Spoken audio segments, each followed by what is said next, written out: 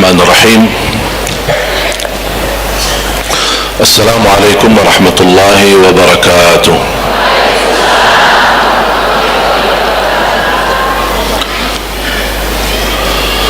الحمد لله رب العالمين.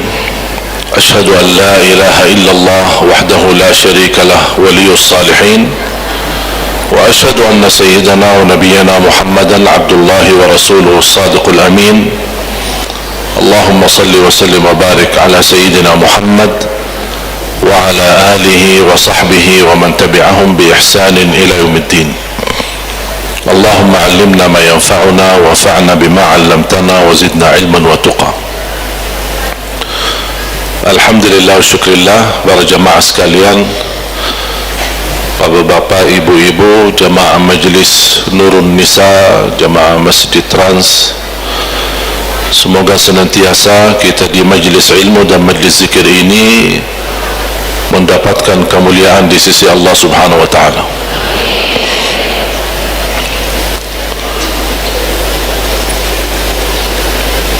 Dalam kesempatan ini saya memulai dengan hadis yang diriwayatkan Imam Tirmizi, sebagaimana bersabda Rasulullah sallallahu alaihi wasallam, "Ma jalasa qaumun fi majlisin," di riwayah fi baitin min buyutillah, yatluna kitab Allah, di riwayah yang lain yadhkuruna Allah, illa nazalat alaihim as-sakinah wa ghashiyatuhum ar-rahmah wa haffathum al-malaikah wa dhakarahum Allah fi man 'indah. Di riwayah wa fi akhir al-majlis yaqulu Allah qumu maghfuran lakum. Hadis yang diriwayatkan Imam Tirmizi, dan ada beberapa riwayah yang lain yang intinya berkumpulan di majlis ilmu. Ini majlis apa? Majlis pesta pernikahan? Apa? Majlis apa? Majlis ilmu. Dijelaskan di dua riwayat, tujuan duduk di majlis ini karena untuk mempelajari, membaca, mempelajari, menghayati isi Al-Quran. Satu riwayat yang lain, yatluna yadhkuruna Allah, mereka duduk di majlis ilmu untuk berzikir kepada Allah. Jadi tujuan kita duduk di majlis untuk baca Al-Quran, untuk menghayati isinya, mempelajari maknanya, atau untuk menyebutkan nama Allah, berzikir kepada Allah Subhanahu wa taala.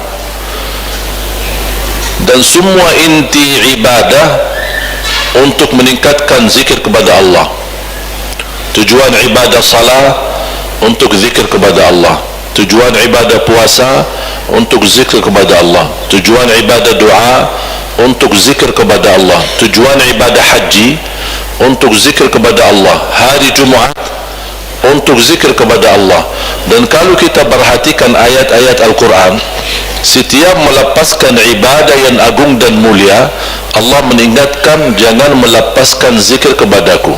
Ya ayyuhalladzina amanu idza nudiya lis-salati min yaumil jumu'ati fas'au ila dzikrillah. Hai orang beriman, kalau mendengar panggilan hari Jumat, segeralah untuk menerima, menijabah panggilan Allah, dan berlarilah. Fas'au, bukan berjalan pelan-pelan, fas'au, berjalan cepat, untuk menyebutkan nama Allah Subhanahu wa taala, kepada zikrullah. Fas'au ila zikrillah wa dharul bai', tinggalkan segala sesuatu yang menjauhi kita, yang menggoda kita, yang mengganggu kita, untuk berzikir kepada Allah Subhanahu wa taala. Walaupun bai', jual beli, termasuk sesuatu yang halal, tapi untuk hari Jumat, apalagi mendekati salat Jumat, Allah memerintahkan tinggalkan yang halal untuk berzikir kepada Allah. Kalau jual beli aja halal, Allah perintahkan kita tinggalkan. Gimana sesuatu yang haram? gimana sesuatu yang mubah, gimana sesuatu yang makruh. Berarti jauh lebih wajib untuk kita tinggalkan. Untuk apa? Berzikir kepada Allah Subhanahu wa taala. Fas'au ila dzikrillah wa dzarul bai'. Dzalikum khairul lakum in kuntum ta'lamun. Itu justru jauh lebih baik bagi kalian kalau kalian mengetahuinya. Terus tugas kami apa ya Allah habis salat? Fa idza qudiyatis salatu fantashiru fil ard. Kalau sudah melepaskan salat Jumat, bergeraklah di bumi, mencari nafkah, lanjutlah kerjaanmu, jual beli, bersilaturrahim, mencari nafkah dan rezeki untuk keluarga. Fas'au ila dzikrillahi wa dzarul bai' dzalikum khairul lakum kuntum ta'lamun. Fa idza qudiyatis salatu fantashiru fil ardi wabtaghu min fadlillah wadhkurullaha katsira. Lepas Jumat, bergerak di bumi, mencari nafkah dan rezeki, tapi jangan lupa sebanyak-banyaknya berzikir kepada Allah Subhanahu wa taala. Wadhkurullaha katsiran la'allakum tuflihun. Kalau memang kalian ingin dan mengharapkan beruntung dunia akhirat. Berarti subhanallah termasuk ketika kita beribadah haji. Fa idza qadaytum manasikakum fadhkurullah. Kalau sudah selesai melaksanakan manasik haji, berzikirlah kepada Allah. Terus selama kita berhaji ngapain? Selama kita berhaji ngapain? Berzikir tidak? Berzikir, talbiyah zikir, tahlil zikir, masuk masjid dan menyebutkan doa masuk masjid itu termasuk zikir. Sepanjang kita tawaf itu termasuk zikir. Sepanjang kita sa'i di antaranya juga zikir. Kita berdiri di badan Arafah dan berdoa dan mengucapkan la ilaha illallah wahdahu la syarikalah, lahul mulku wa lahul hamdu wa huwa ala kulli syai'in qadir. Sebagaimana bersabda Rasulullah SAW, sebaik-baik ucapan dan doa yang aku panjatkan dan para nabi-nabi yang sebelumku adalah di hari Arafah adalah la ilaha illallah wahdahu la syarikalah, lahul mulku wa lahul hamdu wa huwa ala kulli syai'in qadir. Kalau kita perhatikan langkah-langkah ibadah haji, mulai dari kita berihram sampai melaksanakan manasik, semua isinya zikir. Tapi walaupun isinya zikir, selepas kita beribadah haji Allah masih ingatkan kita, fa idza qadaytum manasikakum fadhkurullah. Fadhkurullah, berzikirlah kepada Allah Subhanahu wa taala. Itu menunjukkan apa? Saking pentingnya zikir. Di suratul Ankabut surah 29, bagaimana Allah Subhanahu wa taala menerangkan, Allah Subhanahu wa taala mengingatkan, watlu ma uhiya ilaika minal kitabi wa aqimis salat innas salata tanha 'anil fahsya'i wal munkar wa la dzikrullahi akbar. Salat itu menjaga kita dari fahsya dan munkar, dan wa la dzikrullahi akbar, zikir kepada Allah lebih besar daripada salat sendiri. Menurut Abdullah bin Abbas mentafsirkan ayat ini, wala zikrullahi akbar, salat itu isi zikir di dalam salat lebih mulia daripada salat sendiri. Dan inti daripada salat memang tujuannya zikir, mengingat kepada Allah Subhanahu wa taala. Sebagaimana di surat Taha, banyak ayat-ayat di dalam Al-Quran menjelaskan betapa luar biasa kemuliaan dan pentingnya zikir untuk kita semua. عن عبد الله بن بسر رضي الله عنه قال أن رجلا جاء إلى رسول الله صلى الله عليه وسلم فقال يا رسول الله إن شرائع الإسلام كثرت علي فدلني على عمل أتشبث به قال لا يزال لسانك رطبا من ذكر الله. Sebagaimana di hadis yang dibawakan Abdullah bin Bisr radhiyallahu anhu, beliau berkata, ada seorang laki-laki datang kepada Rasul, ya Rasulullah, amalan-amalan dan perintah-perintah dalam agama cukup banyak bagi saya. Nampaknya itu orang tua. Aku sudah merasa tidak mampu menguasai dan mengamalkan segalanya. Tolong ya Rasulullah, berikan kepada aku amalan yang aku bisa istiqomah dan aku megang tidak melepaskannya. Apa Rasulullah SAW bersabda, la yazalu lisanuka ratban min dzikrillah, basahi lidahmu dengan zikir kepada Allah Subhanahu wa taala. Bahagia seorang yang mampu di setiap waktu dan setiap saat lidahnya tidak pernah berhenti karena dia berzikir kepada Allah Subhanahu wa taala. Ada disebutkan satu kisah Sayyidina Abu Bakar, saking banyaknya zikir lidahnya tidak bisa diam. Saking banyaknya zikir lidahnya tidak bisa didiamkan. Sambil disebutkan dari kisah, saya masih menggali dan mencari tahu apakah itu riwayat benar atau tidak. Tapi benar atau tidak benar itu cuma kisah, bukan sesuatu yang bisa membentuk ibadah atau sesuatu yang membentuk amalan. Itu sebuah kisah. Jadi kisah beda sama hukum, harus dibedakan. Kisah beda sama hukum. Ada kisah yang bisa kita ambil pelajaran, bisa diterima, bisa ditolak. Tapi kalau yang bentuk amalan atau hukum fikih, harus kita mengetahui apakah hadis itu benar atau tidak. Karena nanti kita akan membentukkan sesuatu amalan atau sebuah hukum fikih yang kita bisa menyampaikan kepada orang lain. Jangan sampai kita salahkan atau menyampaikan salah hukum fikih, tapi ternyata hadis yang kita bawa palsu atau dhaif. Disebutkan Sayyidina Abu Bakar saking banyaknya zikir, kalau dia mau diamkan lidahnya, dia simpan batu biar lidahnya diam, saking banyaknya zikir radhiyallahu anhu. Dan banyak sahabat dikenal sebagai ahli zikir. Cukup Nabi Muhammad sallallahu alaihi wasallam menjadi ahlu zikri. Nabi kita Nabi Muhammad SAW sebaik-baik Nabi, sebaik-baik manusia, tapi tidak pernah melepaskan lidahnya dengan zikir kepada Allah Subhanahu wa ta'ala. La yazalu lisanuka ratban min dzikrillah, basahi lidahmu dengan zikir kepada Allah Subhanahu wa ta'ala. Ada satu hadis yang diriwayatkan Imam Tirmizi, Ibnu Majah, Al-Imam Malik di dalam Muwatta'nya, Al-Imam Ahmad di dalam Musnadnya.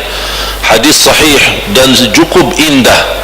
Bahkan menurut saya hadis yang terindah untuk mengingatkan kita zikir kepada Allah Subhanahu wa ta'ala. Rasulullah sallallahu alaihi wasallam bersabda, "Ala unabbiukum bi khairi a'malikum wa azkaha 'inda malikikum wa arfa'iha li darajatikum, khairul lakum min infaqil waraqi wal dhahab wa khairun min an talqaw aduwakum fatadribu a'naqahum wa yadribu a'naqakum." Qalu bala ya Rasulullah, qala dhikrullah ta'ala. Rasulullah sallallahu alaihi wasallam bersabda, "Ala unabbiukum bi khairi a'malikum." Apakah kalian ingin tahu apa amalan yang terbaik? Wa azkaha 'inda malikukum, amalan yang paling suci. Wa arfa'iha li darajatikum, amalan yang tertinggi derajatnya. Cuba sebutan Rasulullah SAW. Kenapa Rasulullah SAW sebelum menyampaikan amalan ini, Rasulullah SAW mancing sahabatnya dengan pertanyaan, apakah kalian mau tahu amalan yang terbaik, amalan yang tersuci, amalan yang termulia, amalan yang tertinggi derajatnya? Oh, siapa yang tidak mau? Bahkan lebih baik daripada sedekah dan zakat, lebih baik daripada kita keluarkan emas kita dan perak kita di jalan Allah Subhanahu wa ta'ala. Tambah kaget sahabat. Lebih baik daripada menghadapi musuh di waktu perang, dia membunuh kita atau kita membunuh mereka, berarti lebih baik daripada jihad fi sabilillah. Sahabat langsung bala ya Rasulullah, kami mau ya Rasulullah. Dan ini salah satu cara kita berdakwah. Sebelum menyampaikan sesuatu, kita mancing dengan pertanyaan. Itu cara Nabi Muhammad SAW menyampaikan, supaya apa? Orang penasaran, orang ingin tahu. Bala ya Rasulullah, kata bala, bukan hanya kami mau dengan pasti dan yakin, penasaran kami ya Rasulullah. Apa itu ya Rasulullah jawabannya? Apa itu amalannya yang begitu luar biasa? Yang terbaik amalan, yang tersuci amalan, yang paling tinggi derajatnya, yang termulia di sisi Allah, yang lebih baik daripada menginfakkan emas dan perak, dan lebih baik daripada jihad fi sabilillah sampai kita terancam akan dibunuh atau kita membunuh musuh. Apa itu ya Rasulullah? Rasulullah SAW menjawab cuma satu kata atau singkat kata, zikrullah ta'ala, zikir kepada Allah. Selepas kita salat melaksanakan zikir, padahal salat itu ibadah. Tapi coba ketika kita salam, apa yang kita ucapkan habis salam? Astaghfirullah. Memang kita lagi lakukan dosa? Kita lagi dosa atau lagi ibadah? Kenapa kita menutupi atau diawali dengan istighfar habis salam? Supaya kita mendapatkan pelajaran. Istighfar bukan hanya untuk dosa maksiat. Orang berfikir disuruh istighfar, memang dosa saya apa? masalah saya apa? Istighfar itu termasuk juga untuk beribadah. Ketika kita selesaikan menjalankan sebuah ibadah, kenapa kita tutupi dengan istighfar? Karena kita tidak tahu bagaimana kesempurnaan ibadah kita, kekurangan ikhlas, kekurangan khusyuk, kekurangan atau tercampur dengan riya, atau tercampur dengan hal-hal yang kita tidak inginkan dan harapkan. Makanya kita ucapkan astaghfirullah, ya Allah, kalau ada kekurangan dalam ibadah kami, mohon diampuni. Astaghfirullah, astaghfirullah, astaghfirullah. Betapa indahnya beribadah dan zikir kepada Allah Subhanahu wa taala. Sebelum salat kita berzikir, habis salat kita berzikir. Karena zikir ini di setiap waktu dan setiap saat ini menunjukkan kepada kita betapa menyiapkan diri dan menyucikan hati kita. Coba bayangkan Bapak Ibu, beda enggak seorang mulai dari wudu dia telah merasakan akan menghadap Allah. Mulai dari wudu, bukan mulai dari salat. Dia dari waktu wudu dia sudah merasa menghadap Allah, bukan menghadap sesuatu manusia atau seorang yang mulia. Tidak, kita akan menghadap Allah. Mulai dari wudu mengucapkan bismillah, diawali dengan zikir. Habis selesai wudu, asyhadu an la ilaha illallah wahdahu la syarika lah, lahul mulku wa lahul hamd, la asyhadu an la ilaha illallah wahdahu la syarika lah, wa asyhadu anna muhammadan abduhu wa rasuluh, Allahumma ja'alni minat tawabin wa ja'alni minal mutatahhirin. Kalau tidak hafal yang panjang, boleh dengan kata asyhadu an la ilaha illallah wahdahu la syarika lah wa asyhadu anna muhammadan abduhu wa rasuluh. Cukup. Kalau hafal lebih lanjut, Allahumma ja'alni minat tawabin wa ja'alni minal mutatahhirin. Atau di riwayat yang lain, habis selepas wudu, subhanakallahumma bihamdika asyhadu an la ilaha illa anta astaghfiruka wa atubu ilaik. Ini doa bukan hanya doa kafarat majlis, bahkan dianjurkan dibacakan doa ini selepas kita baca Al-Quran.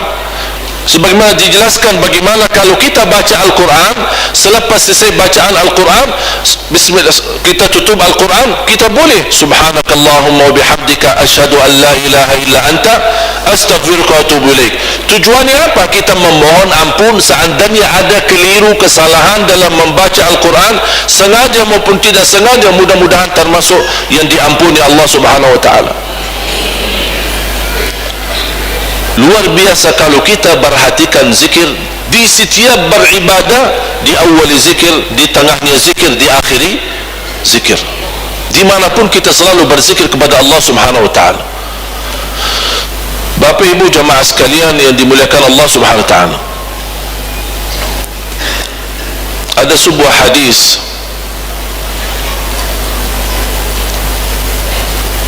saya sangat kagumi hadis ini. Hadis diriwayatkan Imam Abi Daud. Setiap saya baca,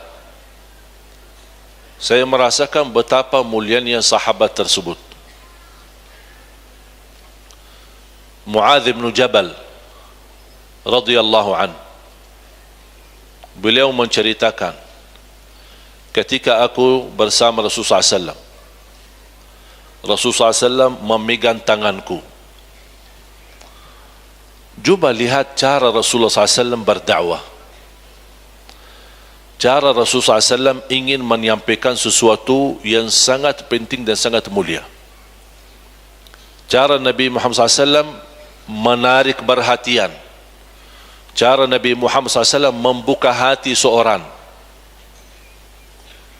Pertama, memegang tangannya dan dimasukin jarinya seperti ini.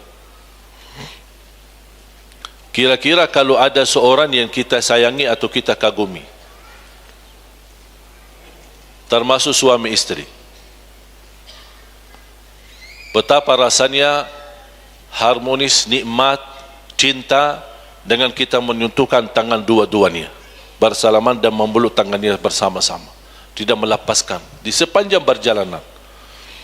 Apalagi yang memegang tangan kita Rasulullah sallallahu alaihi wasallam,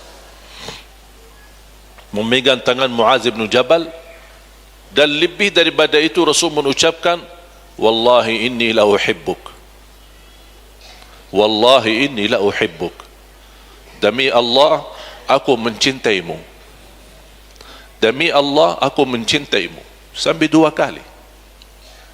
Kira-kira gimana perasaan Muadz bin Jabal? Jangan hanya dikatakan aku cintamu, tapi Rasul sampai bersumpah, demi Allah aku mencintaimu. La tada'anna ya Muadz, la tada'anna dubura kulli salatin an taqul Allahumma a'inni ala dhikrika wa syukrika wa husni ibadatik. Jangan sekali-kali melepaskan setiap habis salat mengucapkan Allahumma a'inni ala dhikrika wa syukrika wa husni ibadatik. Ya Allah, tolonglah aku, kuatkanlah aku, bantulah aku saat aku berzikir, saat aku bersyukur, saat aku bisa membawa sebaik-baik ibadah. Karena kita bisa berzikir karena ditolong oleh Allah, karena bertolongan Allah. Jangan ada yang merasa diri berjasa kepada Allah. Jangan ada yang menyebutkan saat berdoa, ya Allah, kenapa saya diuji? Aku selama ini masih menjaga tahajud, aku selama ini suka salat tepat waktu, aku selama ini menjaga duha, aku selama ini menjaga sunnah qabliyah ba'diyah, aku suka puasa Daud, aku suka puasa Isnin Kamis, tidak pernah saya tinggalkan Al-Quran, tidak pernah saya satu hari menjauhi daripada sedekah, suka berbakti baik sama orang tua, saya suka menjaga silaturrahim. Jangan ada bahasa begitu sama Allah.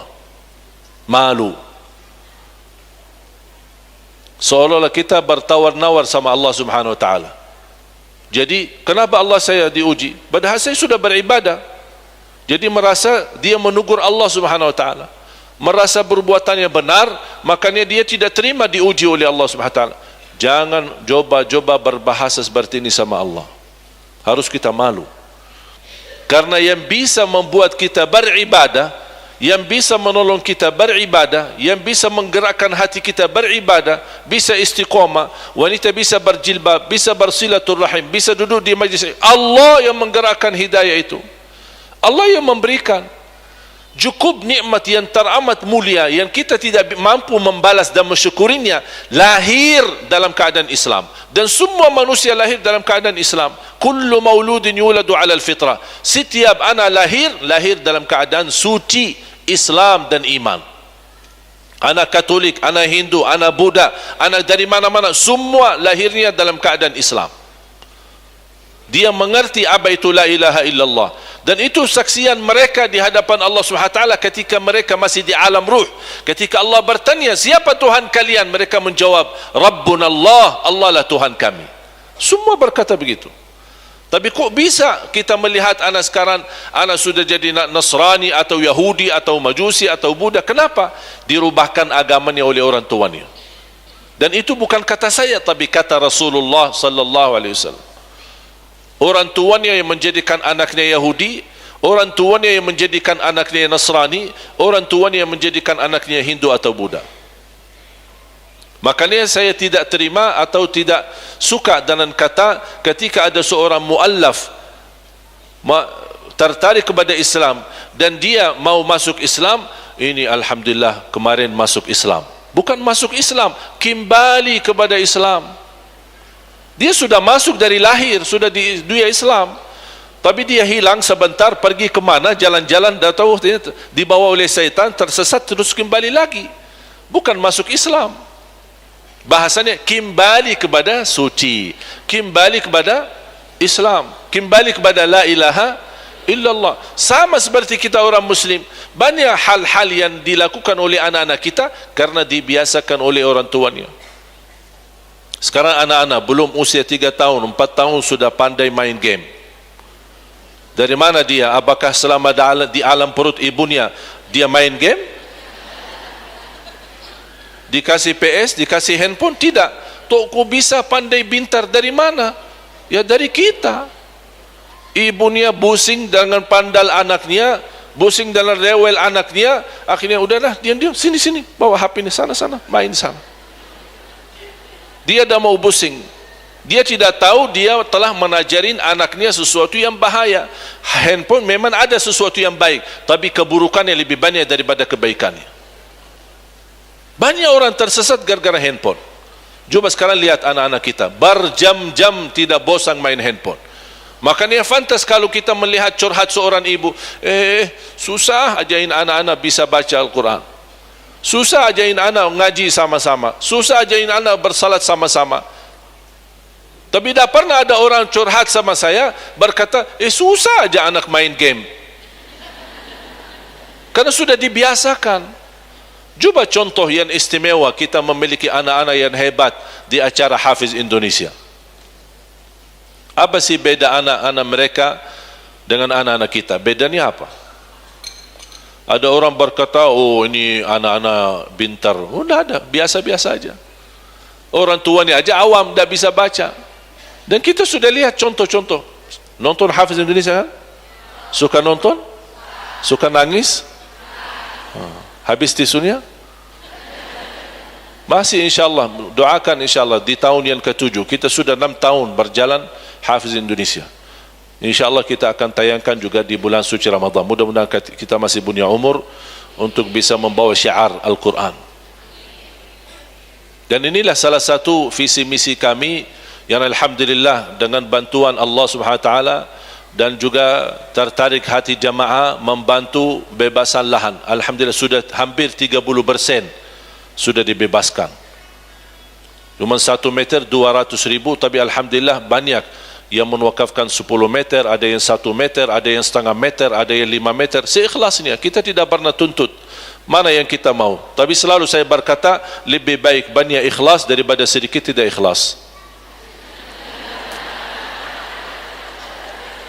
Setuju? Ya kan, kita sebentar lagi 2019 harus semuanya rubah.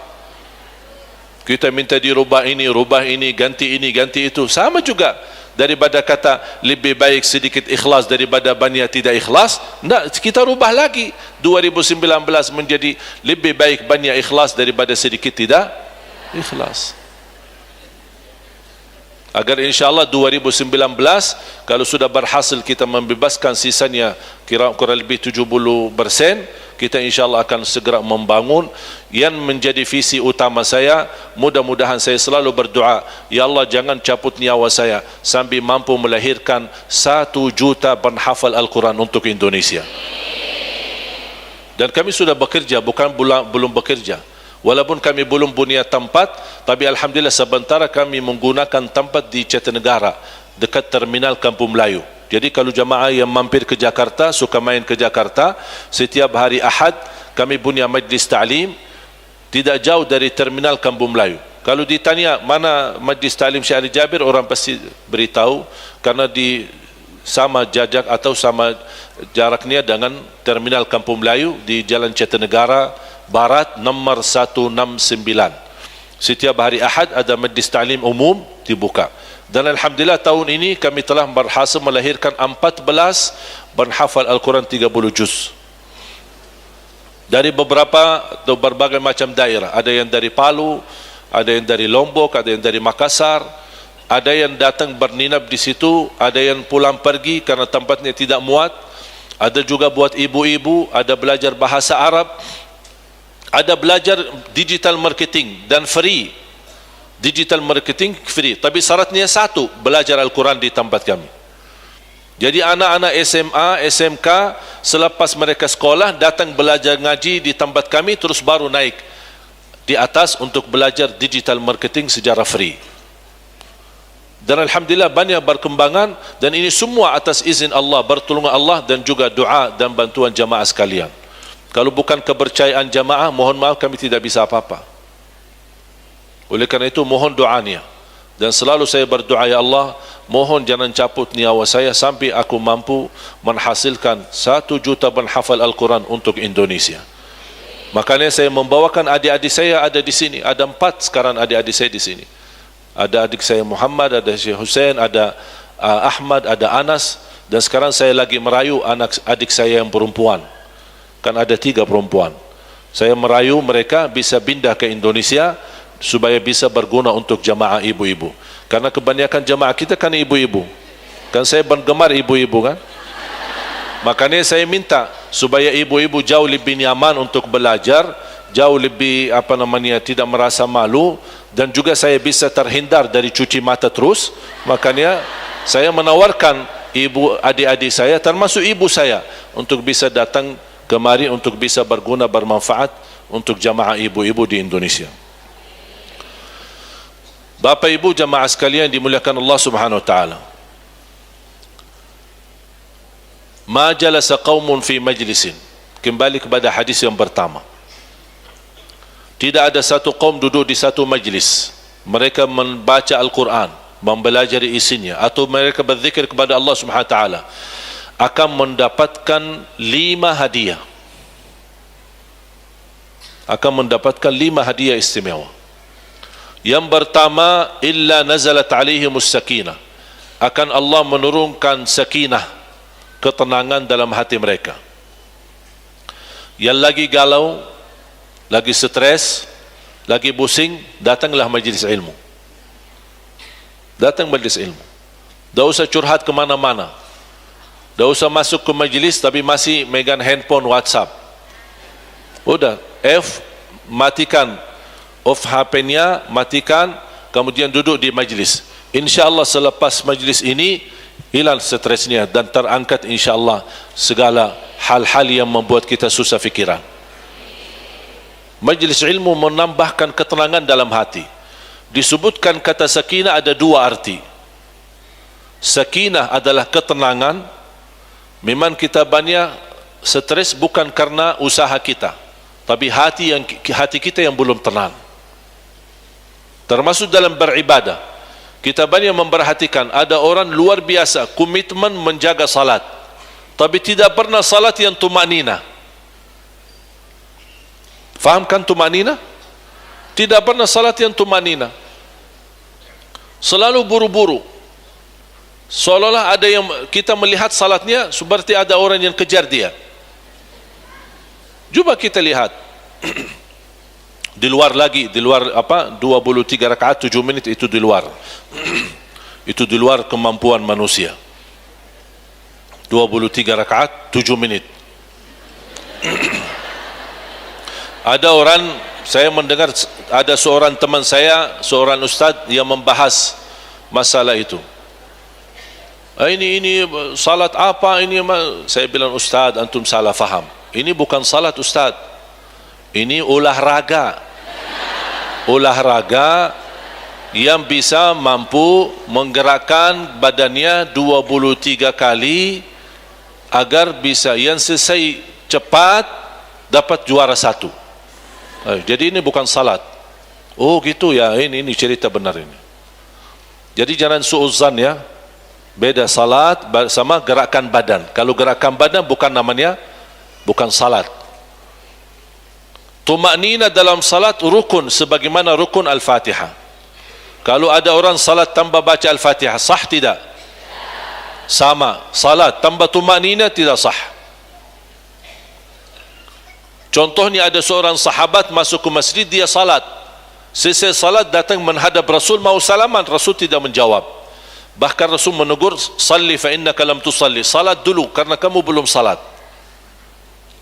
Juba Rasul menganggap dia belum salat, padahal dia masuk salat tahiyatul masjid.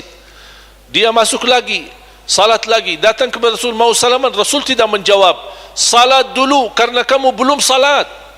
Sampai 3 kali.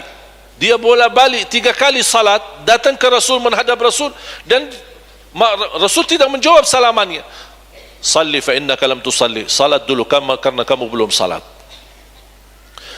Padahal dia bergerak rukuk, sujud, baca dan tahiyat.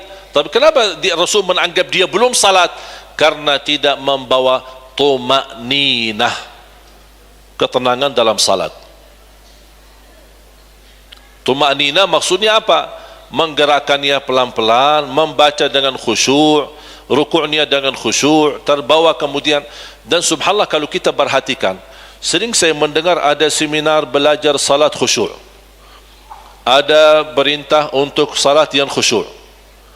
Saya sekarang memberikan jawabannya. Tidak ada di dalam Al-Quran perintah untuk salat khusyuk. Sekali lagi saya ulang. Tidak ada di dalam Al-Quran atau hadis perintah untuk menggerakkan salat khusyuk. Tidak ada. Terus salat khusyuk yang kita baca dalam Al-Quran itu apa? Itu sifat hamba-hamba yang melaksanakan salat khusyuk, bukan perintah. Terus bagaimana kita bisa menghadirkan, mendatangkan khusyuk? Yang bisa menjaminkan kekhusyuan dalam salat, tuma'ninah. Kembali lagi, tuma'ninah diperintahkan tuma'ninah, bukan diperintahkan khusyuk. Kalau kita bisa tuma'ninah, akan khusyuk terbawa. Seberapapun persen kekuatan tuma'ninah akan terbawa sama beberapa persen kekhusyuan. Kehilangan khusyuk karena kehilangan tuma'ninah. Kalau tuma'ninah selalu ada, insyaAllah khusyuk selalu ada. Dan ini butuh latihan. Jangan harap satu saat 100% salat sunnah qabliyah kita atau ba'diyah kita atau salat wajib 100% khusyuk. Jangan harap itu. Jangan harap. Ada seorang tabi'in berkata, aku melatih diri untuk salat yang khusyuk 20 tahun latihan, mujahadah, terus bekerja keras 20 tahun, baru aku 20 tahun kemudian menikmati salat. Berarti jemaah sekalian, kita butuh waktu. Saya tidak mau berkata supaya ibu-ibu jangan putus asa, ya, 20 tahun terus gimana ini? Apalagi yang sudah tua-tua, gimana 20 tahun lagi masih ada ya. Tapi intinya jangan kita berhenti untuk terus berusaha tuma'ninah, bukan khusyuk. Karena kalau sudah bisa tuma'ninah akan terbawa kekhusyuan. Bagaimana cara tuma'ninah? Gerakannya, bacaannya, jangan sambung-sambung ayatnya. Bismillahirrahmanirrahim, Allahu Akbar, oh nikmat. Jangan terlalu panjang. Allah, kepanjangan. Tapi yang standar lah, yang wajar, yang apa namanya, sederhana, Allahu Akbar. Ucapannya pun jelas, Allahu Akbar. Apa yang Allahu Akbar? Allahu Akbar. Ketika membaca danan talbiyah, memulai danan talbiyah, baca doa iftitah kita. Wajjahtu wajhiya alladhi fatara as-samawati wal arda hanifan wa ma ana musyrikin qul inna salati wa nusuki wa mahyaya. Yang kita hafal. Atau subhanakallahumma wa bihamdika wa tabarak ismuka wa ta'ala jadduka wa la ilaha ghairuk. Atau doa yang saya suka, Allahumma ba'id baini wa baina khataaya kama ba'adta baina al-masyriq wal maghrib. Allahumma naqqini min khataaya kama yanqa ath-thawbu al-abyadu min ad-danas. Allahumma ighsilni min khataaya bil ma'i thalji wal barad. Atau doa yang disukai Nabi Muhammad SAW, Allahumma Rabba Jibril wa Mikail wa Israfil fatir as-samawati wal ardi alim al-ghaibi wa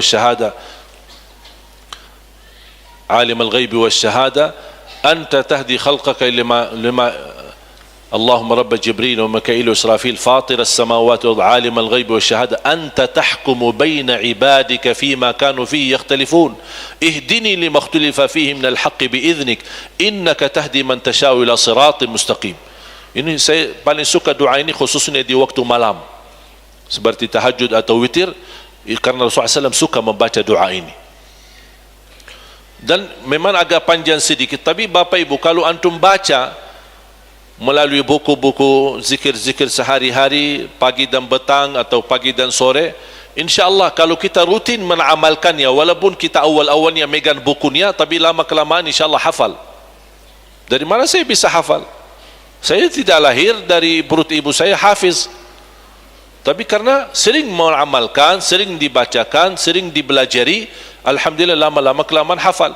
Kita sering melihat banyak jemaah hafal Yasin. Kenapa kok bisa jemaah hafal Yasin walaupun ibu sudah 90 tahun? Saya pernah lihat ada seorang ibu di kampung usia 90 tahun tapi hafal Yasin luar biasa. Tanya, pernah enggak belajar? Dia bilang enggak, cuma ikut Yasinan, lama kelamaan hafal. Ya 90, berarti sudah 40-50 tahun ikut Yasinan. Kalau sudah 50-40 tahun ikut Yasinan tapi tidak hafal, oh berarti harus beriksa otaknya. Karena subhanallah kebiasaan otak ini, apapun yang sering ulang berkali-kali pasti hafal. Saya kenal ada jamaah ketika dia megang menghafal atau membaca suratul kahfi setiap malam Jumat dan hari Jumat, alhamdulillah dalam 6 bulan sudah hafal. Tapi dia komitmen setiap malam Jumat Kalau tidak sempat malam harinya, dia di hari Jumat dia baca terus. Baca pertama dengan pandangan tilawah terus. Kadang-kadang dia menggunakan handphone untuk simak, dengar tilawahnya. 6 bulan hafaz suratul Kahfi. Dan ini sesuatu kemudahan yang diberikan oleh Allah Subhanahu wa taala. Wat-tikrar yu'allimu syuttar. Ada sebuah kata, mengulangi berkali-kali akan memberikan banyak pelajaran dan mudah untuk menghafalnya. Jadi sakinah, ketenangan. Yang kedua, sakinah adalah tambahan iman. Allah menambahkan iman di atas iman yang sudah ada. Itu sakinah. Huwa alladhi anzala as-sakinata fi qulubil mu'minina liyazdadu imanan ma'a imanihim. Allah menurunkan sakinah di hati mereka orang beriman agar menambah iman di atas iman mereka. Berarti sakinah membawa tambahan iman untuk kita. Itu manfaat majlis ilmu. Jadi yang pertama, hadiah pertama menghadiri majlis ilmu, majlis zikir apa? Sakinah. Yang kedua, wa ghasyiyatuhumur rahmah. Allah menurunkan rahmat. Adem kalau kita duduk di majlis ilmu. Terasa hatinya nikmat. Bahkan terasa lebih rileks. Tidak tenang, santai. Itu apa? Perasaan itu rahmat turun. Rahmat dari Allah. Jamaah sekalian, sungguh kita sangat membutuhkan rahmat Allah di setiap waktu, setiap saat. Beribadah, menjalani tugas, mencari nafkah rezeki, kita dalam rumah tangga, kita mengurusi anak, mengurusi diri sendiri. Ini sangat membutuhkan rahmat dari Allah SWT. Kalau bukan rahmat dari Allah, kita tidak bisa apa-apa. Bahkan salah satu yang menjaminkan rahmat adalah kita rutin menghadiri majlis ilmu, majlis zikir. Dan majlis ilmu, Bapak Ibu, jamaah sekalian, bukan hanya harus di masjid seperti ini. Anda bisa masing-masing bikin majlis ilmu di rumah. Tidak harus membuat, maaf saya kan orang kemampuannya terbatas, kalau saya bikin majlis ilmu di rumah, nanti gimana saya layani jamaah? Dah usah undang jamaah, majlis ilmu bapa, ibu, anak sama, sudah cukup 3 orang, 4 orang sudah cukup. Suami, istri, 2 anak duduk bersama-sama. Bapa buka Al-Quran, baca 1 ayat, ibu bacaan terjemahannya, sallallahu barak, sudah selesai. Wassalamualaikum warahmatullahi wabarakatuh. Wabillahi taufiq wal hidayah. Bobar. Itu majlis ilmu namanya. Majlis ilmu. Apalagi kalau kita duduk dengan niat betul-betul ingin mendapatkan ilmu yang bermanfaat. Besok ganti tugas, ibu besok yang bacain hadisnya. Boleh 1 hari 1 ayat, besoknya 1 hari 1 hadis. Ibu yang baca, besok tugasin anak. Dari situlah anak-anak boleh bisa belajar agama dan bisa berani mempelajari dan menggali sendiri ketika kita memberikan kesempatan. Jangan kita hanya aja yang jadi imam. Saya belajar bisa jadi imam sejak kecil karena kami di usia 5 tahun, 6 tahun ketika kami proses belajar Al-Quran, ayah kami suka mengajak kita salat duha berjamaah dan yang menjadi imam adalah anak-anak, adik-adik kita. Giliran saya 2 rakaat, adik saya 2 rakaat, adik saya 2 rakaat, seterusnya. Setiap hari bertahun-tahun, alhamdulillah sekarang 7 dari adik-adik saya jadi imam-imam di tanah suci. Didatangkan ke Indonesia, mereka masing-masing jadi imam. Dan ini tidak langsung datang turunnya jadi imam atau turun wahyu jadi imam, kun fayakun jadi imam. Terlatih sambil menjadi biasa, menjadi berani. Bahkan kami disediain mic, ada speaker. Ini pas di masjid, karena kami punya masjid di Madinah. Ketika jamaah mulai bobar, sudah kami kunci masjid. Kami hidupin speaker, tapi suara dalam, tidak ada suara keluar. Jangan sampai ini ada salat baru ini nanti orang jamaah dengar. Pas kita tutup masjid, hidupin speaker di luar, dalam, kemudian saya jadi imam. Bisa merasakan, Masya Allah, ada suara, ada miknya, ada ini. Kadang-kadang ayah saya sengaja memberikan jubah, ditambah surban, ditambah jubah. Ini benar-benar sudes kecil. Ini semua sesuatu usaha. Tidak akan datang kun fayakun menjadi semua jadi. Tidak bisa. Allah melihat ada usaha ikhtiar kita, baru Allah akan membukakan jalan dan kemudahan agar bisa mendapatkan anak dan keturunan yang saleh-salihah. Ayah ibu saya bukan penghafal Quran. Ayah ibu saya bukan ulama. ayah ibu saya bukan kiai, ayah ibu saya tidak pernah belajar sekolah, ayah saya belajar sekolah sampai kelas 3 SD, ibu saya sama sekali tidak pernah sekolah. Sampai usia 40 tahun masih buta huruf, tidak bisa baca Quran. Ayo coba lihat, orang Arab aja tidak bisa baca Quran, gimana orang Indonesia? Tapi coba bayangkan, dari ayah ibu alhamdulillah melahirkan 12 anak, 9 laki 3 perempuan, 10 di antara mereka alhamdulillah karunia dari Allah penghafal Al-Quran 30 juz. Itu dari mana? Sekarang ayah saya bisa hafiz Quran, ibu saya alhamdulillah sekarang bisa hafiz Quran, yang menjadi gurunya anaknya sendiri. Sekarang kemarin ibu saya mendapatkan juara karena dia ikut sekalian belajar di salah satu sekolah ibu-ibu yang buta huruf. Disediakan satu sekolah khusus oleh pemerintah. Ibu saya pertama ikut belajar di rumah sama kita, di pagi hari belajar, karena kita pagi hari kan sekolah, dia pagi hari ke situ, ke sekolah mulai belajar apa, baca. Tak bisa sama sekali, bahasa tak bisa. Guru ni bilang ni mana tak bisa ibu saya. Tapi subhanallah, sekarang ibu saya ditugaskan menjadi guru di sekolah itu. Dulu belajar dari nol, dia sekarang menjadi guru, dan juga sebentar menjadi penhafaz. Kemarin dapat sertifikat tamat hafal 15 juz. Sudah usia sekarang hampir mau 50 tahun. Tak ada sesuatu yang mustahil, semua bisa dan berhasil kalau ada keinginan dan kemauan. Ini salah satu keberkah usaha. Bapak ibu, kewajiban kita usaha ikhtiar. Berhasil tidak berhasil jangan difikirkan. Yang penting anda berusaha. Jangan anda berkata, aku sudah berusaha kok tidak berhasil, udah putus asa. Tidak boleh. Jangan menunggu hasilnya, tapi anda tunjukkan ikhtiar dan usahanya.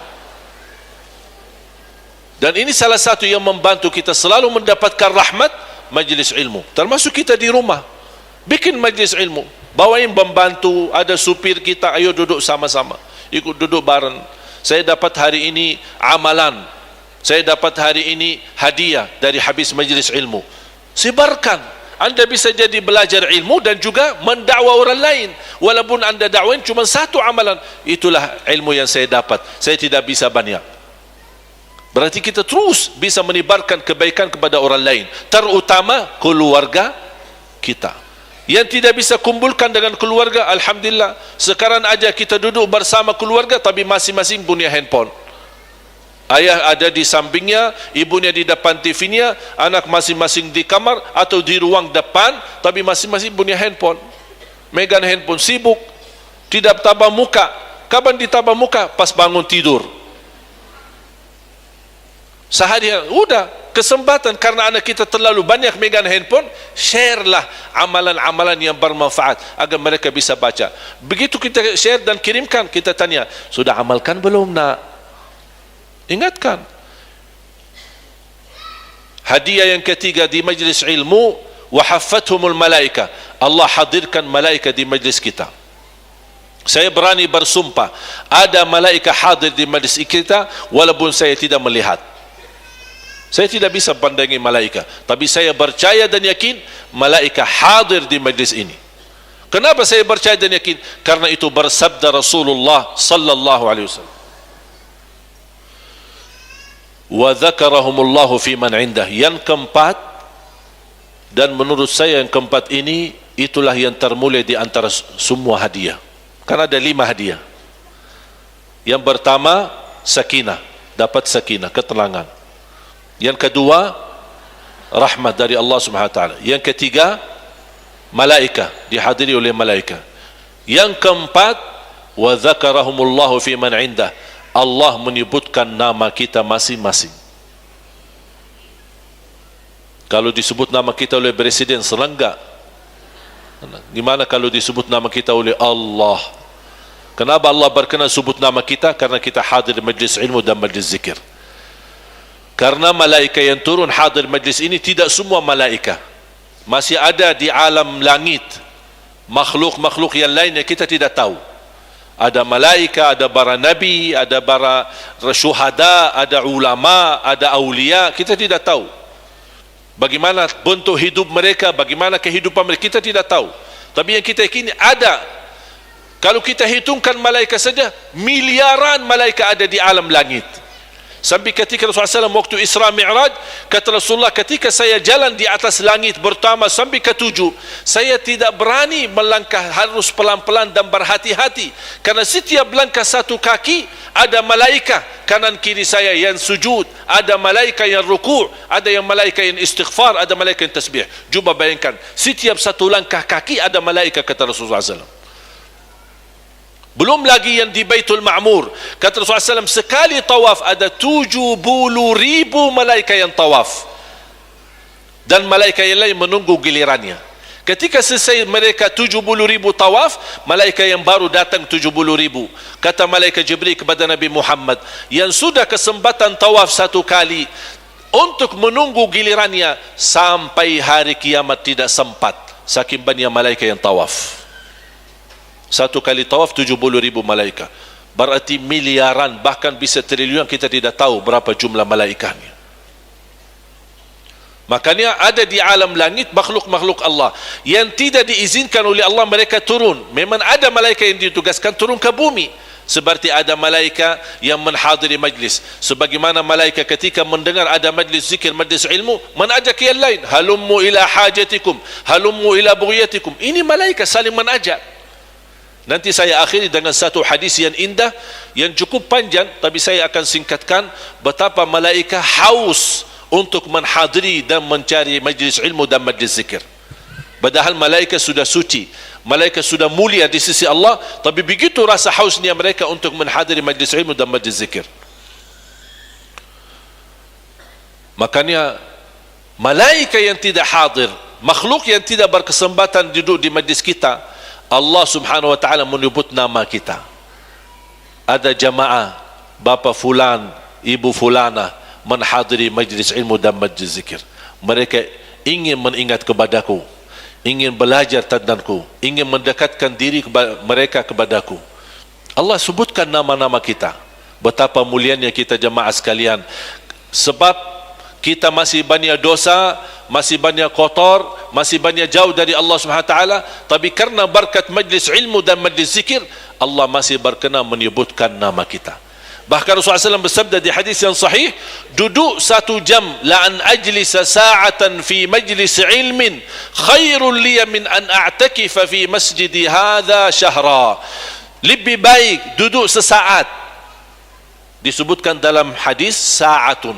Sa'atun bisa dikatakan 1 jam atau sesaat. Saya duduk di majlis sesaat atau 1 jam untuk mendapat ilmu bermanfaat, kata Rasulullah SAW, itu lebih baik daripada i'tikaf di masjidku 1 bulan. Cuba bayangkan, ini bersabda Rasulullah SAW. Saking begitu mulianya, ini Rasul sendiri menyebutkan, aku memilih lebih baik aku duduk di majlis ilmu, majlis zikir sesaat atau 1 jam, jauh lebih mulia daripada i'tikaf di masjidku, kata Rasulullah SAW, selama 1 bulan.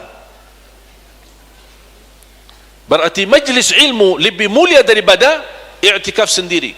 Bukan i'tikaf di Masjid Trans, tapi i'tikaf di Masjid Nabawi. Juga Rasul sampai sebutkan, masjidku itu lebih baik di majlis ilmu daripada i'tikaf di masjidku, sallallahu alaihi wasallam. Betapa mulianya kita belajar. Apalagi kita beribadah, semakin ada dasarnya dan ilmunya, semakin mulia ibadah kita. Beda sama orang yang beribadah tapi tidak ada dasar dan tidak ada petunjuknya dan tidak ada dasarnya untuk kita mendekatkan diri kepada Allah Subhanahu wa taala. Wa dzakarahumullahu fi man 'inda. Allah menyebutkan nama kita masing-masing kepada malaikat yang tidak berkesempatan turun ke bumi. Berarti semakin lama akan dikenal oleh malaikat. Semakin rutin hadir majlis ilmu dikenal oleh malaikat. Oh, ibu fulana masya-Allah rutin majlis ilmu, rutin majlis zikir. Yang terakhir diriwayatkan Imam Ahmad dalam musnadnya, selepas majlis ilmu ini menjadi hadiah yang kelima yang saya akan sebutkan dalam hadis yang panjang. Inna lillahi malaikatun sayyaratun aw sayyaha yabhathuna an hilaqil ilmi wa hilaqil dzikr. Allah memiliki malaika yang keliling jalan-jalan. Ada malaikat tugasnya jalan-jalan, tapi bukan jalan-jalan ke Trans Studio atau ke mall. Terus jalan-jalan ke mana? Jalan-jalan ke majlis ilmu, majlis zikir. Inna lillahi malaikatun sayyaratun aw sayyaha, disebutkan mereka adalah suka berjalan-jalan untuk mencari ilmu, majlis ilmu dan majlis zikir. Kalau mereka menemukan satu majlis, mereka mengajak yang lain. Halummu ila hajatikum, inilah kebutuhan kalian, inilah yang kalian cari, inilah kalian yang inginkan, ayo sini. Sampai Rasulullah SAW bersabda, idza marratum biriyadil jannati farta'u. Qalu wa ma riyadul jannati ya Rasulullah, kalau kalian melihat taman-taman surga, mampirlah. Sahabat kaget, apa itu taman surga ya Rasulullah? Taman surga adalah majlis ilmu dan majlis zikir. Berarti selama kita duduk di majlis ilmu dan majlis zikir, seolah-olah kita duduk di dalam taman surga Allah Subhanahu wa taala.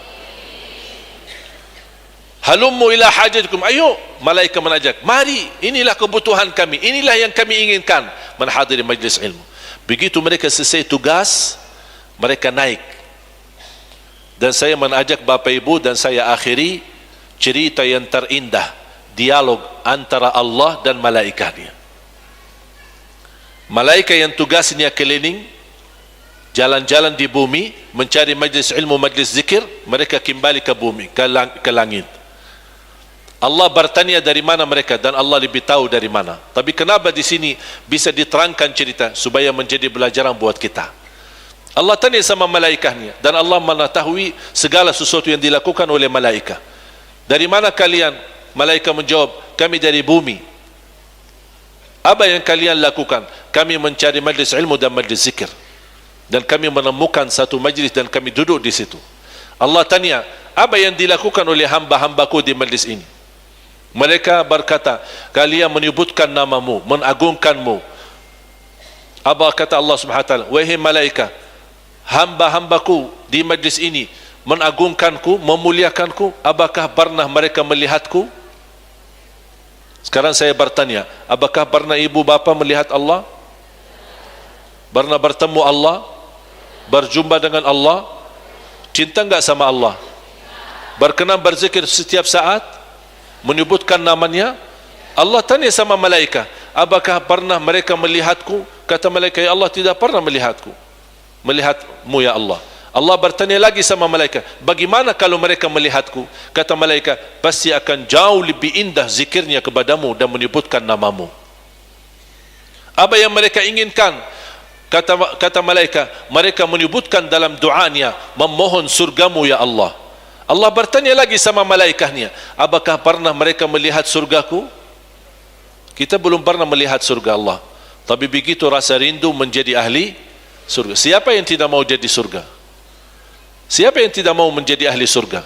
Siapa yang tidak mau duduk bersama Siti Aisyah bagi wanita-wanita, bersama Siti Khadijah, bersama istri-istri Rasulullah SAW, duduk bareng,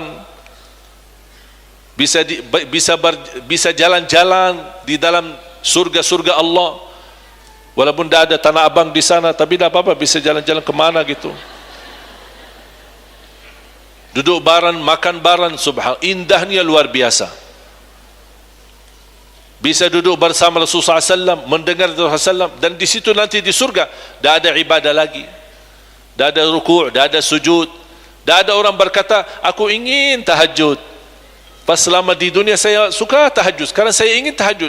Tak akan muncul keinginan itu, karena surga bukan tempat ibadah, tapi surga tempat balasan Allah atas usaha kalian selama di dunia.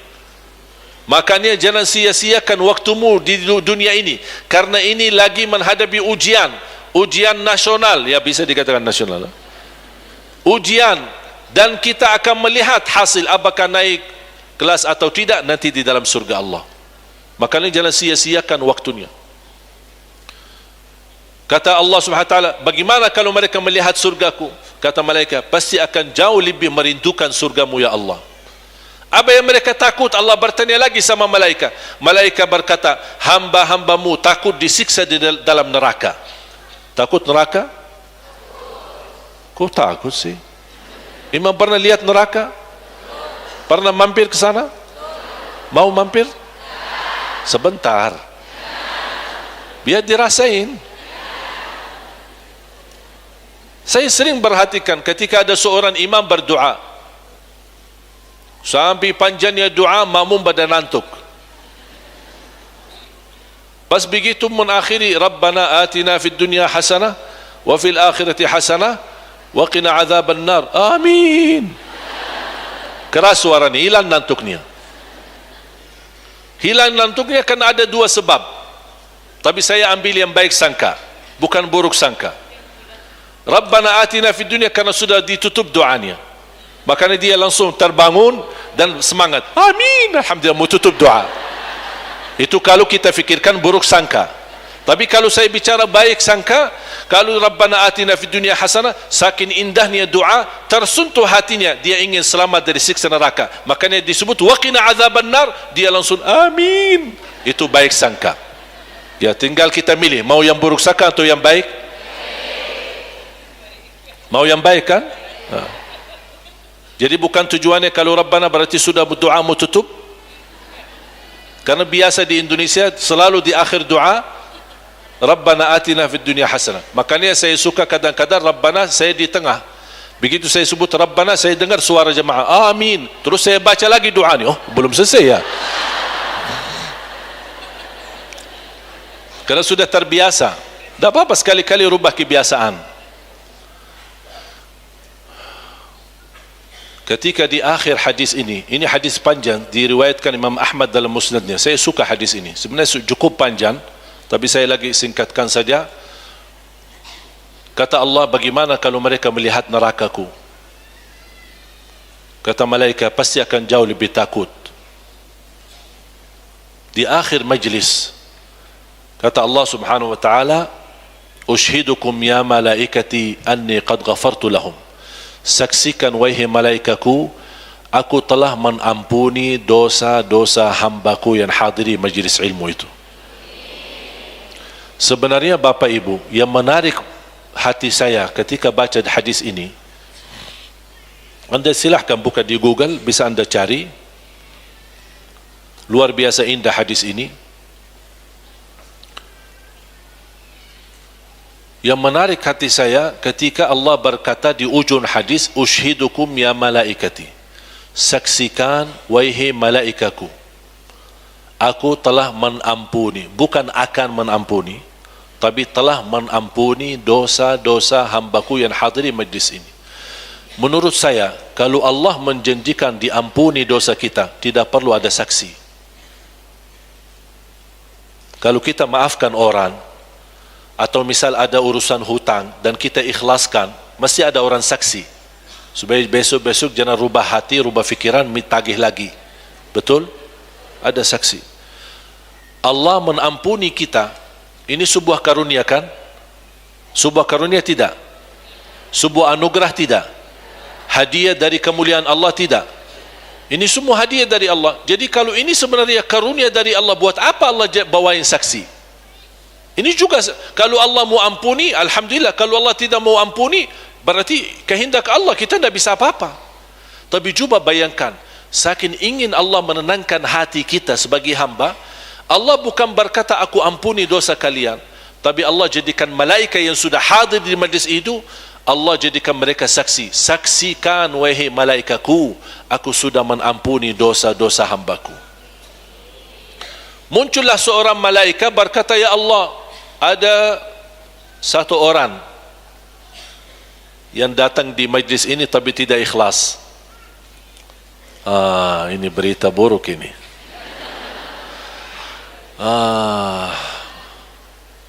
Kok malaikat bisa tahu sih?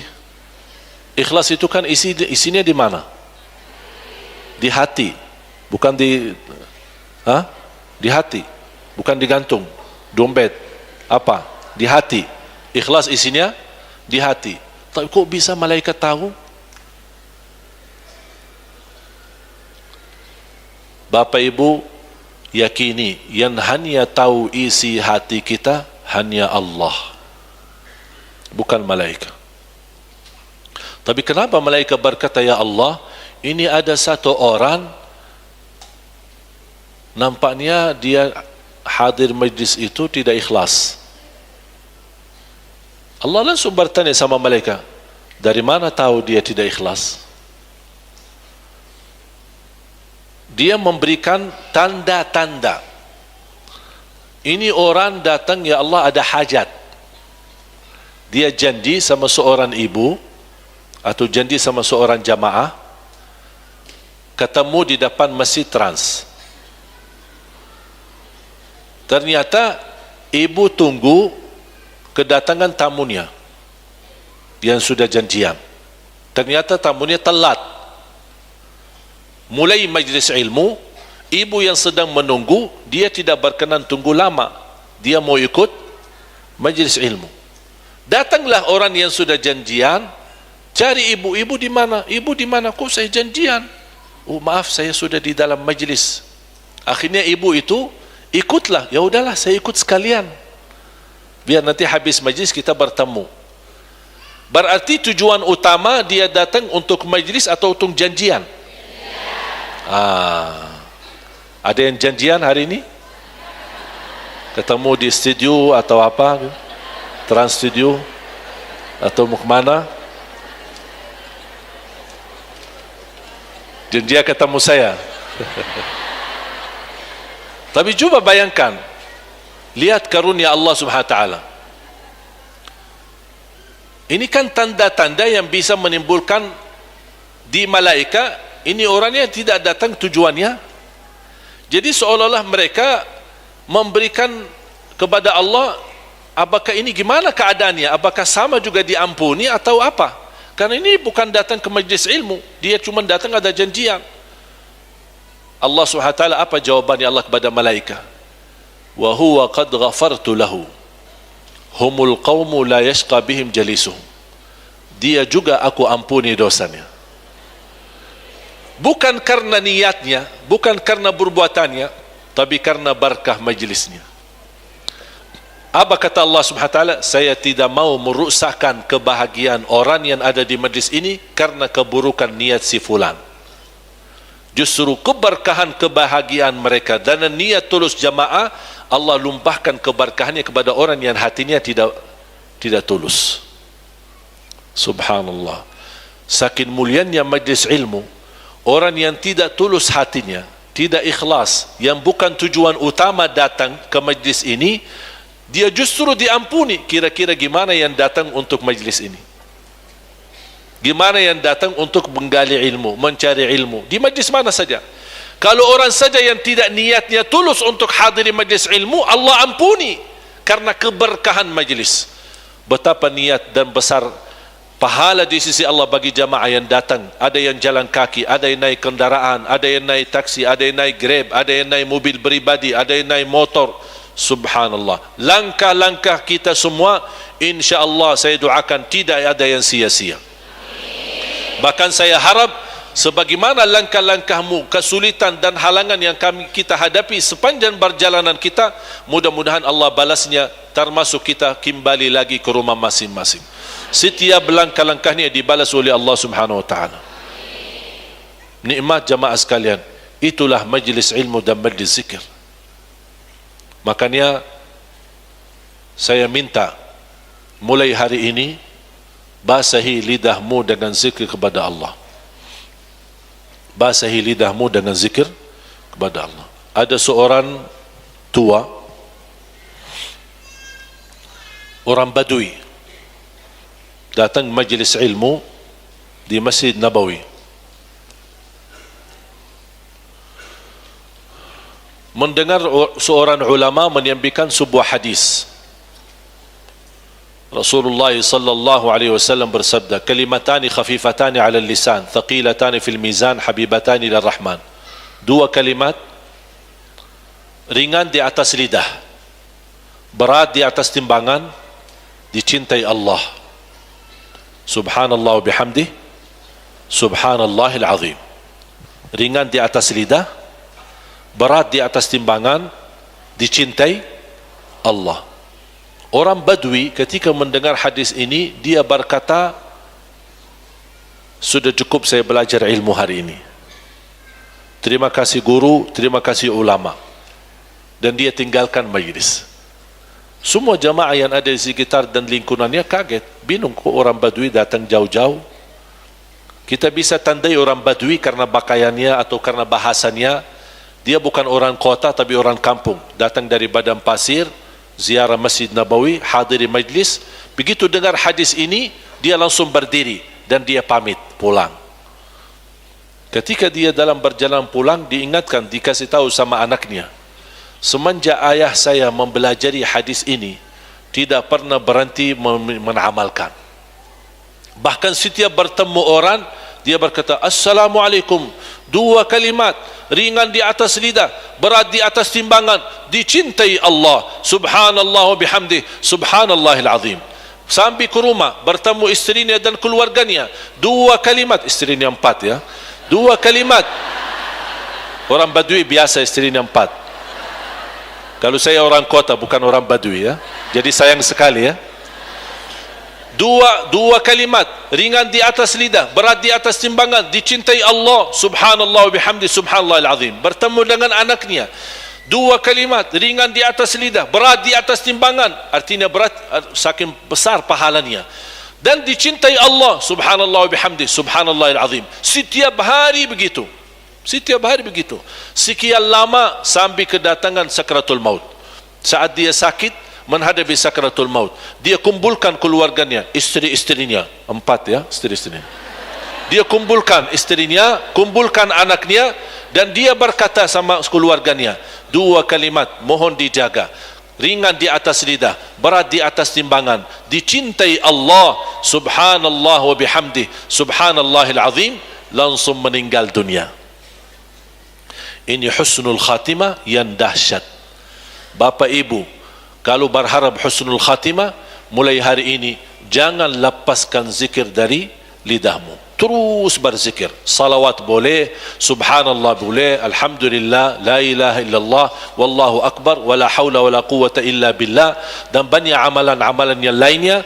Mudah-mudahan insyaAllah dengan apa yang saya sampaikan bisa menjadi pelajaran buat jamaah sekalian.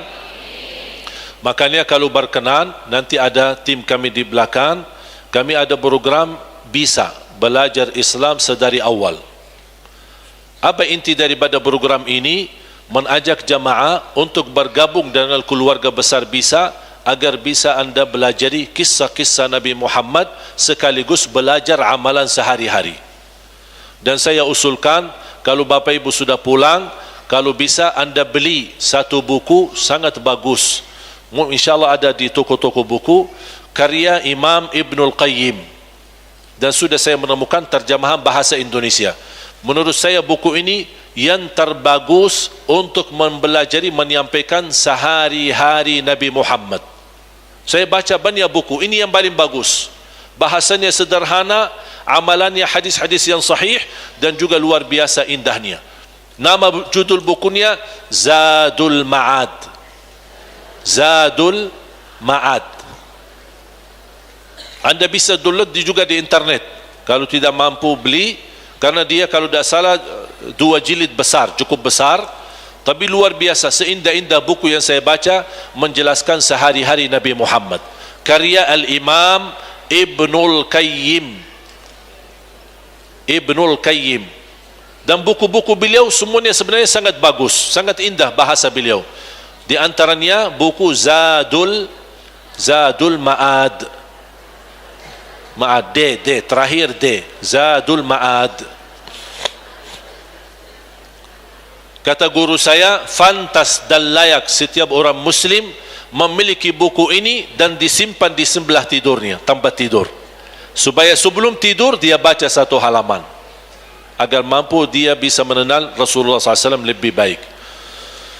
Mari kita sama-sama berdoa. Mudah-mudahan insyaAllah majlis kita ini mendapatkan berkah di sisi Allah SWT.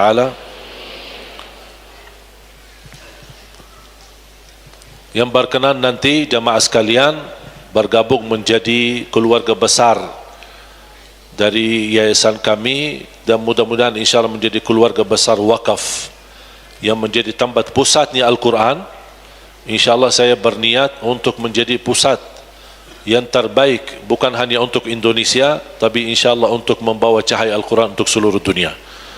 Saya percaya dan yakini masa depan Indonesia insyaAllah akan semakin baik, dan mudah-mudahan kita bersama-sama beramal, berinfak, agar kita mampu menjadikan negeri kita Indonesia menjadi negara Al-Quran. Amin ya Rabbal Alamin. Bismillahirrahmanirrahim. Alhamdulillahi Rabbil Alamin.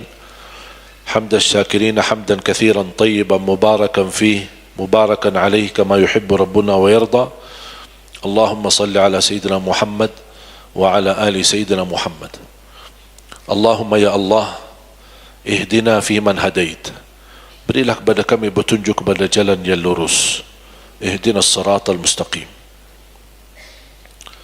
Ya Allah, banyak nikmat yang kami terima, kami belum mampu mensyukurinya. Kami menerima nikmat Islam tanpa kami minta. Ya Allah, kami mohon ridhamu dan surgamu yang selalu kami minta. Ya Arhamar Rahimin, rahmatilah kami. Rahmatilah kami dalam kehidupan kami. Rahmatilah kami dalam rumah tangga kami. Rahmatilah kami saat kami memimpin anak kami. Rahmatilah kami saat kami lagi jalan menuju dan mencari ridhamu. Ya Allah, rahmatilah kami di setiap waktu dan setiap saat. Ya Allah, ya Arhamar Rahimin, aku mohon berilah kepada kami kemudahan dalam segala urusan. Anugerahlah kepada kami taufikmu agar kami mampu menjadi hamba-hambamu yang salih-salihah. Anugerahi kepada kami dan keluarga kami menjadi keluarga Al-Quran, penghafal Al-Quran, yang mengamalkan isi Al-Quran, yang berakhlak-akhlakul Quran, dan kumpulkanlah kami di hari kiamat bersama Ahlul Quran dan menerima syafaatnya Al-Quran. Allahumma ya Allah, berilah kepada kami keberkahan rizki yang bisa membawa kami ke tanah suci haji dan umrah dan ziarah Nabi Muhammad sallallahu alaihi wasallam. Atas izinmu ya Allah, kami sama-sama berkumpul di masjid ini, menghadiri majlis ilmu ini, yang mudah-mudahan majlis ini menjadi saksi baik bagi kami di hadapanmu hari kiamat. Ya Allah, atas izinmu dan takdirmu kami berkumpul bersama-sama. Ya Allah, berilah kepada kami kemuliaan, sama-sama bertemu kembali di dalam surgamu ya Allah.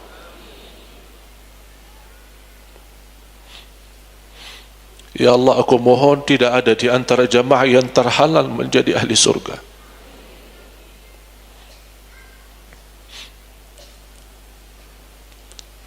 Ya Allah, aku mohon tidak ada di antara jamaah yang tertulis namanya tidak boleh bertemu Nabi Muhammad di hari kiamat.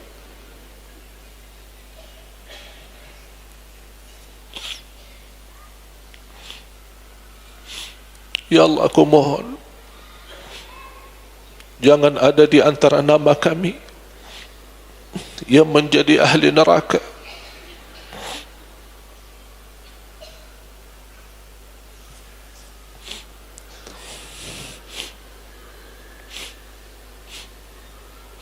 Kami akui banyak kesalahan kami, banyak dosa kami, banyak kelemahan kami, kebodohan kami terhadap agamamu ya Allah.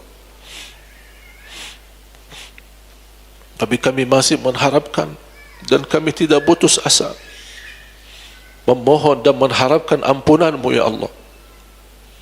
Oleh karena itu ya Allah, dengan asma'ul husnamu, dengan nama agungmu, aku mohon untuk semua jamaah yang hadir, selepas majlis ini masing-masing pulang sudah diampuni segala dosanya.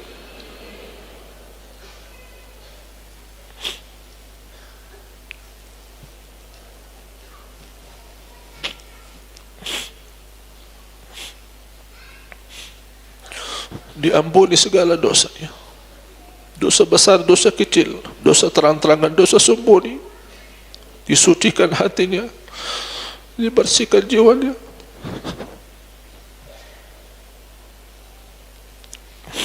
diselamatkan setiap langkah-langkahnya.